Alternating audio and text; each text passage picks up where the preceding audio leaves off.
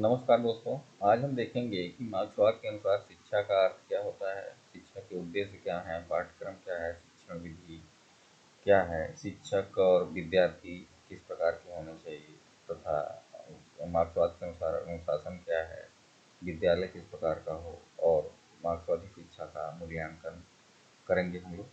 तो आइए देखें कि मार्क्सवाद और शिक्षा का संपर्क क्या है। तो मार्क्सवाद जो है, क्योंकि मार्क्स ने इसको जो है आगे बढ़ाया था, मार्क्स इसके प्रवर्तक हैं, तो मार्क्स की बात के अनुसार जो है मार्क्स क्या कहते हैं कि मार्क्स के अनुसार शिक्षा जो 3 प्रकार की होनी चाहिए बच्चों के लिए। एक बौद्धिक शिक्षा, दूसरा शारीरिक शिक्षा और तीसरा पॉलिटेक्निक का प्रशिक्षण। तो मार्क्स कहते हैं कि शिक्षा के द्वारा ज्ञान एवं क्रिया में समन्वय होना चाहिए। हाँ, इसलिए जो है आप देखें तो कम्युनिस्ट जो देश हैं, जो कम्युनिस्ट कंट्री हैं, वहाँ पर जो है शिक्षा को उत्पादन से जोड़ा गया है। मार्क्सवादी शिक्षा का उपयोग जो है उपयोगी शिक्षा अर्थात उत्पादन प्रधान क्रियाओं में करना स्वीकार करते हैं। तो शिक्षा ऐसी हो जिससे प्रोडक्शन बढ़े, हाँ, और यूटिलिटी हो उस शिक्षा का, जिससे जो है बच्चे जो है ज़्यादा से ज़्यादा प्रोडक्शन के कार्यों में लग सकें। इस प्रकार की शिक्षा की व्यवस्था जो है मार्क्सवादी करते हैं। हाँ, अब शिक्षा के उद्देश्य देखें तो क्योंकि जो है मनुष्य की जो है भौतिक आवश्यकताएं 3 ही हैं जो मूल रूप से हैं: रोटी, कपड़ा और मकान। तो इसलिए जो है मनुष्य इनकी प्राप्ति के बाद ही जो है सामाजिक और राजनीतिक गतिविधि में भाग लेता है। तो मनुष्य को पहले तीनों चीज़ें मिल जाएं, फिर वो किसी प्रकार के दूसरे कार्यों में भाग लेता है। मार्क्स आगे से स्पष्ट करते हैं कि मनुष्य को इन आधारभूत आवश्यकताओं की पूर्ति के लिए उत्पादन आवश्यक होता है और उत्पादन के लिए मानव श्रम आवश्यक है। हाँ, इन्होंने और आगे स्पष्ट किया है कि रोटी, कपड़ा और मकान सबको समान रूप से सुलभ कराने के लिए आवश्यक है कि पूंजीपति जो व्यवस्था के स्थान पर सर्वहारा व्यवस्था, जो प्रोलेटेरियन व्यवस्था है या वर्गहीन समाज की स्थापना की जानी चाहिए। मार्क्स की दृष्टि से शिक्षा द्वारा इन्हीं उद्देश्यों की प्राप्ति की जानी चाहिए कि एक सर्वहारा समाज की व्यवस्था हो जिसमें रोटी, कपड़ा, मकान सबको मिले और अधिक से अधिक प्रोडक्शन हो। इस प्रकार की शिक्षा की व्यवस्था की बात करते हैं, इस प्रकार की शिक्षा के उद्देश्य होने चाहिए। तो अब देखें कि जो है मार्क्सवादी जो है वो किस प्रकार के शिक्षा के उद्देश्य निर्धारित करते हैं। तो पहली बात है कि शारीरिक स्वास्थ्य एवं शारीरिक श्रम क्षमता का विकास। दूसरी बात है मानसिक एवं रचनात्मक शक्तियों का विकास। फिर है वर्गहीन सामाजिक चेतना का विकास। फिर है भौतिकतावादी वैज्ञानिक दृष्टिकोण का विकास। फिर है सामाजिक नैतिक एवं श्रम गरिमा का विकास। फिर तकनीकी ज्ञान एवं उत्पादन क्षमता का विकास। फिर है साम्यवादी जीवन से प्रशिक्षण। फिर देखें तो साम्यवादी संगठन में आस्था। फिर है धार्मिक अंधविश्वासों से मुक्ति। तो इस प्रकार के कुछ शिक्षा के उद्देश्य मार्क्सवादियों ने बनाए। अब देखिए मार्क्सवाद के अनुसार पाठ्यक्रम किस प्रकार का हो। तो क्योंकि जो शिक्षा के उद्देश्य हैं वही पाठ्यक्रम को निर्धारित करते हैं, तो मार्क्सवाद ने तीन जो है शिक्षा को के पाठ्यक्रम को 3 वर्गों में क्योंकि विभाजित किया, क्योंकि जो 3 शिक्षा उनको चाहिए बच्चों को, एक बौद्धिक, एक शारीरिक और तीसरा पाठ्यक्रम। तो उनके अनुसार सभी बच्चों के लिए विभिन्न प्रकार की शिक्षा होनी चाहिए। पाठ्यक्रम में बौद्धिक शिक्षा के लिए जो है पढ़ने लिखने, गणित और इतिहास को स्थान दिया गया। शारीरिक शिक्षा में व्यायाम को स्थान दिया गया और पॉलिटेक्निक में कृषि, पशुपालन, गणित, विज्ञान, तकनीकी को स्थान दिया गया। मार्क्स ने धर्म को अफीम की संज्ञा दी है कि धर्म की शिक्षा नहीं दी जानी चाहिए। उन्होंने स्पष्ट किया है कि बुद्धिजीवी लोग और धर्म के ठेकेदार विवेकहीन लोगों का धर्म रूपी अफीम खिलाकर उन्हें क्रियाहीन कर देते हैं और उन्हें जागृत नहीं होने देते और उन्हें आगे बढ़ने और ऊंचा उठाने से रोकते हैं।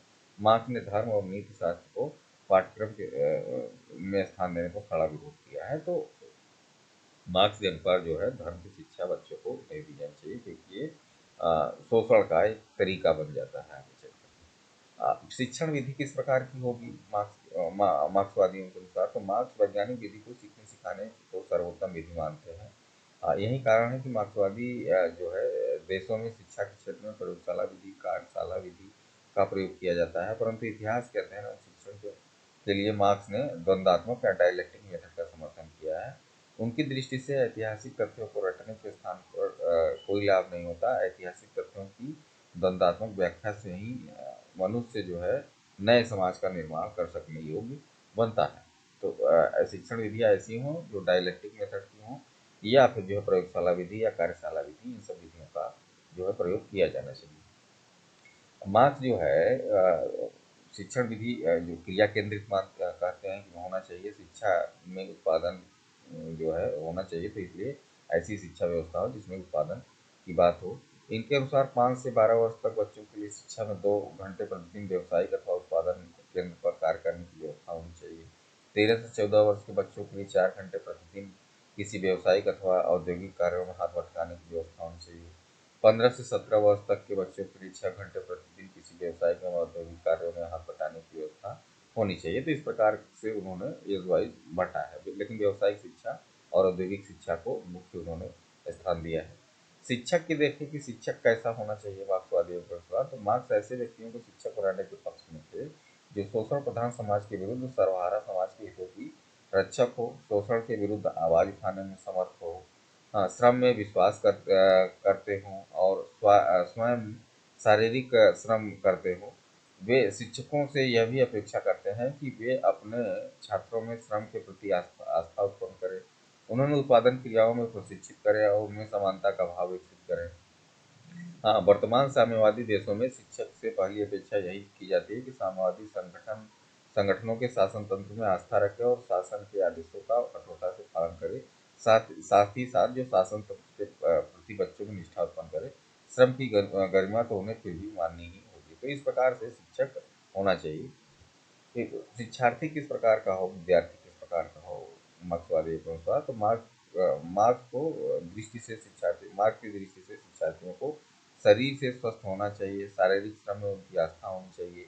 वे छात्रों से यह अपेक्षा करते हैं कि किसी प्रकार के सांस्कृतिक एवं धार्मिक पूर्वाग्रहों से ग्रसित न रहे, वे सभी वस्तुनिष्ठ ढंग से सीखने के लिए तैयार रहे। तो इस प्रकार का शिक्षार्थी हो जो सीखने के लिए तैयार हो, कोई पूर्वाग्रह उसमें नहीं होना चाहिए, और जो शारीरिक श्रम कर सके, हाँ, स्वस्थ हो, तो इस प्रकार का शिक्षार्थी हो।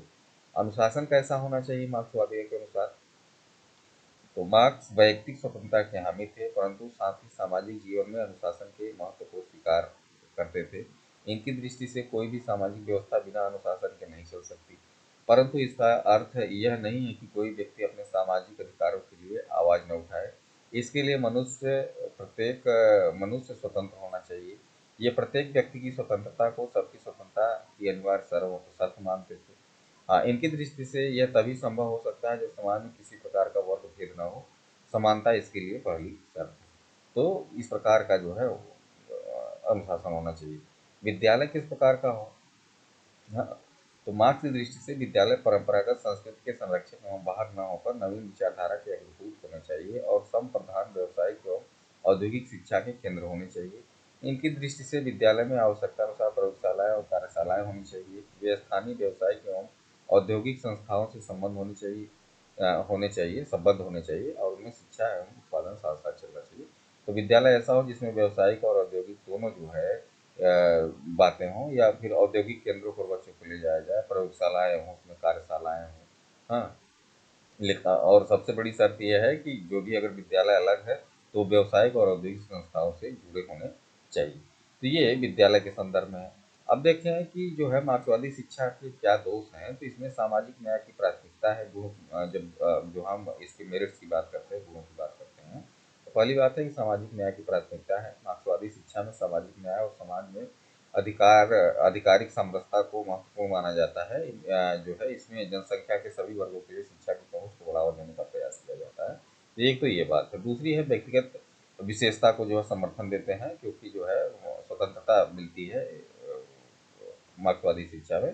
तो ये जो है व्यक्तिगत विशेषता को समर्थन करते हैं, पर्सनल कैरेक्टरिस्टिक्स को।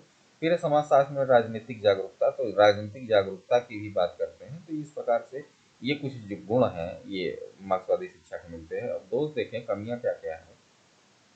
कमियों में आत्मसमर्पण की अधिकता, तो कुछ लोग मार्क्सवादी शिक्षा को यहाँ तक मानते हैं कि व्यक्ति को अपने आत्मसमर्पण की सामर्थ्य नहीं मिलता, जिससे उसकी निजता कमजोर हो जाती है। तो इतना ज़्यादा आत्मसमर्पण जो है मार्क्सवाद के प्रति, वो भी जो है ये गलत माना जाता है। स्वतंत्रता की कमी, मार्क्सवादी शिक्षा में अक्सर शिक्षार्थियों की स्वतंत्रता में कमी हो सकती है। यह एक अधिकारी दृष्टिकोण को प्रोत्साहित कर सकती है, जिससे सोचने समझने की स्वतंत्रता कम होती है। तो क्योंकि एक ही विचार दिमाग में डाले जाते हैं, तो ये जो है थोड़ी सी बच्चों के जो लैक ऑफ फ्रीडम है उसमें कमी करती है।